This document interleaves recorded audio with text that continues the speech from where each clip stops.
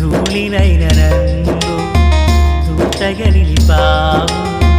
ఎన్నికలేని నన్ను ఏలికగా చేశావు.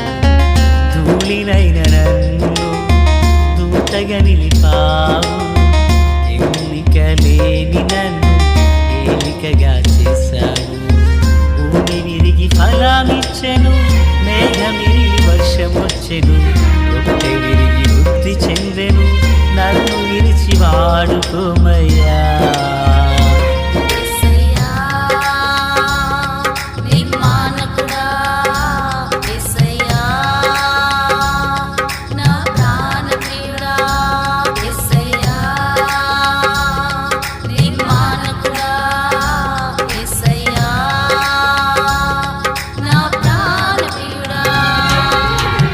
ధూళినైన నన్ను దూతగా నిలిపావు.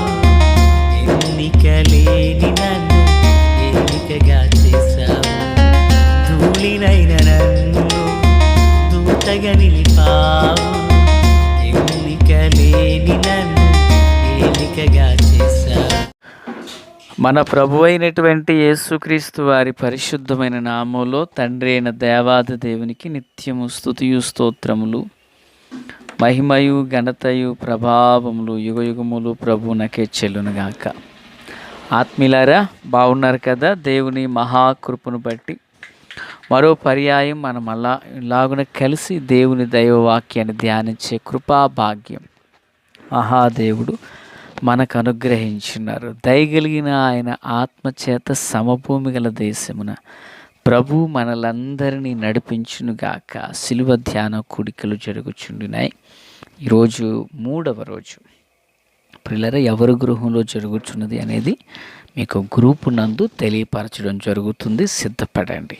అలాగుననే ఈరోజు వాక్య ధ్యానము కొరకైన భాగం సంఖ్యాకాండం 16వ అధ్యాయం 16 నుండి ప్రియమైన వారులారా దగ్గరగా 32 వరకున్న వచనాలలో వివరణ 2 భాగాలుగా మనము ధ్యానం చేయబోతున్నాం. సంతోషం. 32 భూమి తన నోరు తెరచి వారిని, వారి కుటుంబములను, కొరాహు సంబంధులందరినీ, వారి సమస్త సంపాద్యమును మృంగివేసెను. ఆమేన్. ప్రార్థన. తండ్రి దేవా స్తోత్రాలు. చదవబడి ఉన్న వాక్యము మీది, వినుచున్న వారందరూ మీ వారు, మీ దాసుడనైనా సంపూర్ణంగా మరుగు చేసి అయ్యా మీ మేలుతో నింపండి. దైవస్వరము మా అందరికీ వినిపింపచేయండి. కృప కలుగును గాక యేసునామమున. ఆమేన్. ప్రియులారా, గడిచిన దినాన మనము నోరుంది కదా అని మాట్లాడకూడదు అంటూ అంశం గురించి విన్నాం. కొరాహు, అబీరాము, దాతాన్ అనబడిన వారు వారు నోటికి వచ్చినట్లుగా మాట్లాడి మోషేతో వాదించారు, అభియోగాలను మోపారు మోషే మీద. మోషే దానికి ధీటైన దైవత్వంతో కూడిన సమాధానాన్ని వారికిచ్చారు. ఆ తరువాత ప్రభు ప్రత్యక్షమయ్యారు. ఇప్పుడు ప్రభు రెస్పాండ్ అయ్యి ప్రభు జరిగించిన కార్యాలు, జరిగిన విషయాన్ని ఈ 32 వచ్చిన ఈ ఇంచుమించుగా 16 వచనాల్లో మనం ధ్యానం చేయబోతున్నాం. అయితే ఇది 2 భాగాలుగా మనం ధ్యానం చేయబోతున్నాం. నెంబర్ 1, మొదటి మాట ఏంటంటే, అక్కడ దేవుడు మోషేకి ఆజ్ఞాపించినట్లుగానే మోషే కోరాహును తన సర్వ సమాజముని అన్నారు, మీరు రేపటి దినాన యెహోవా సన్నిధిని నిలవండి.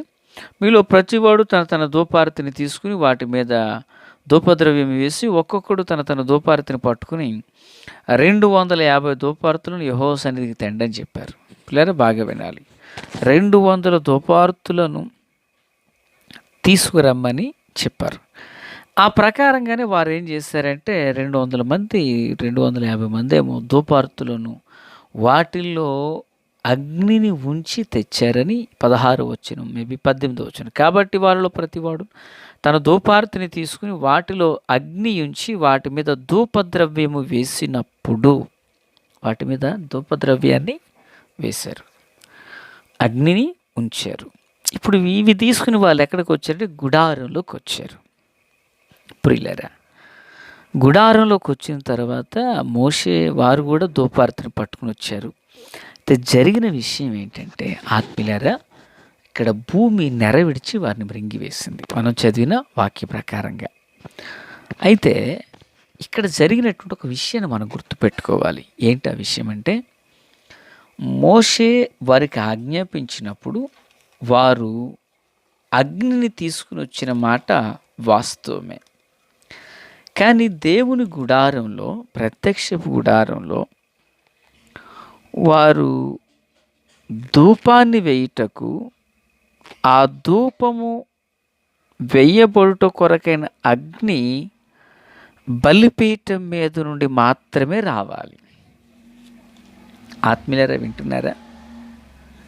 బలిపీఠం మీద నుండి మాత్రమే అగ్ని రావాలి. అయితే వీరు చేసిన పనేంటి? వీరు వేరొక అగ్నిని వేసుకుని వచ్చారు. దేవునికి స్తోత్రం. ప్రియరా, వేరొక అగ్ని, వేరే అగ్నితో తీసుకుని వచ్చారు వీళ్ళు. నిజానికి వాళ్ళు అలా రాకూడదు. బలిపీఠం మీద ఒక వ్యక్తి బలి అర్పణ అర్పించినప్పుడు ఆ బలిపీఠం మీద నుండినటువంటి నిప్పులను, ఆ నిప్పులను తీసుకుని ఆ నిప్పులు ధూపార్తిలో వేసి ఆ యొక్క ధూపార్తిని మీద సాంబ్రాణి వేసి అతడు దేవుని గుడారంలోకి రావాలి. ఇది వారి కొరకైనటువంటి కట్టడ, ఇది నియమం, ఇది దేవుడు చెప్పినటువంటి నియమం.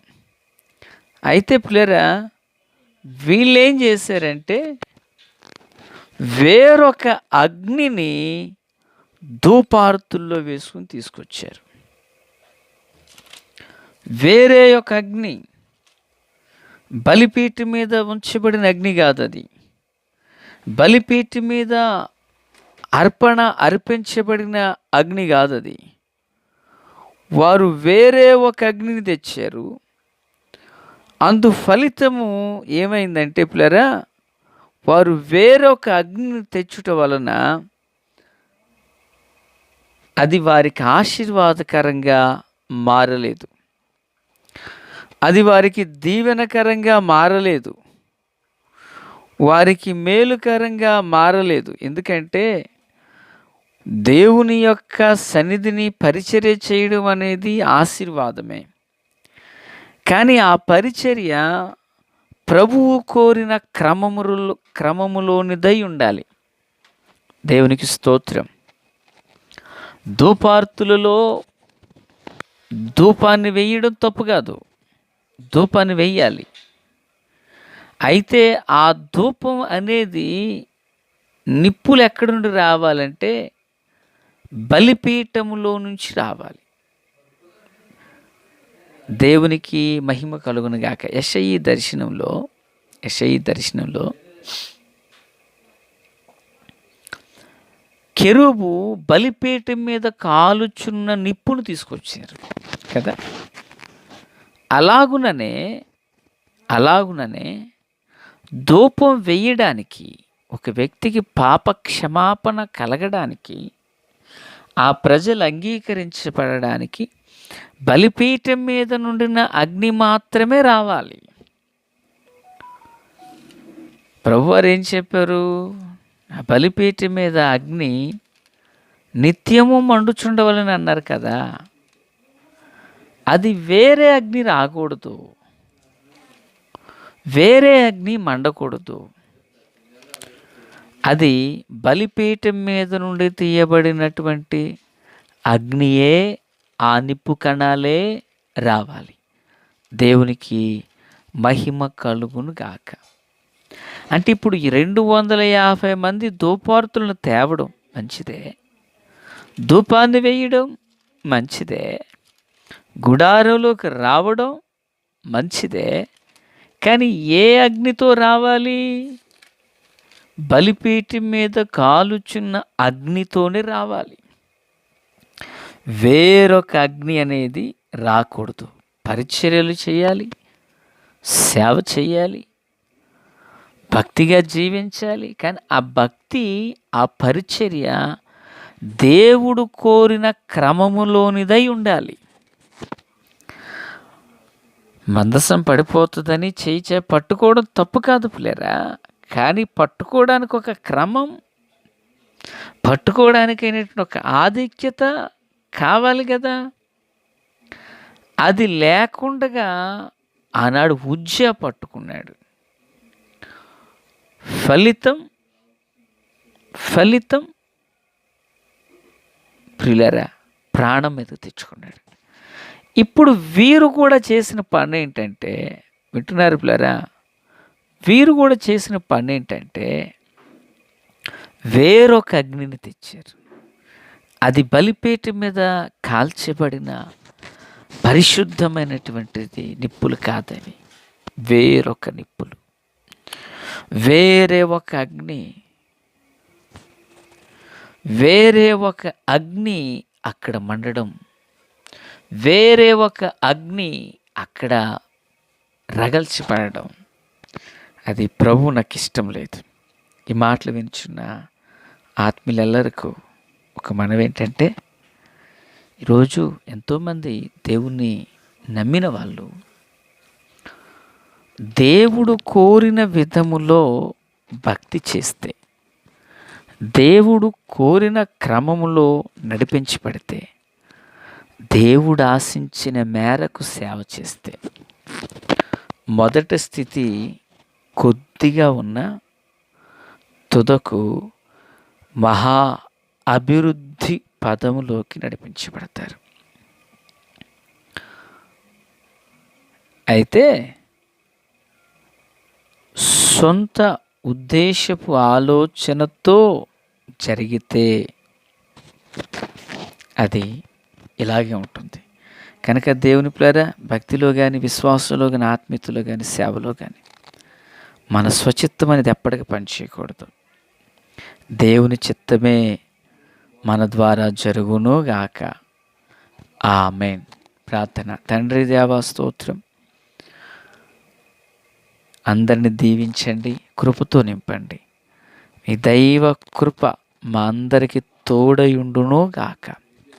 సియోనులోని మీ హస్తాన్ని చాపండి.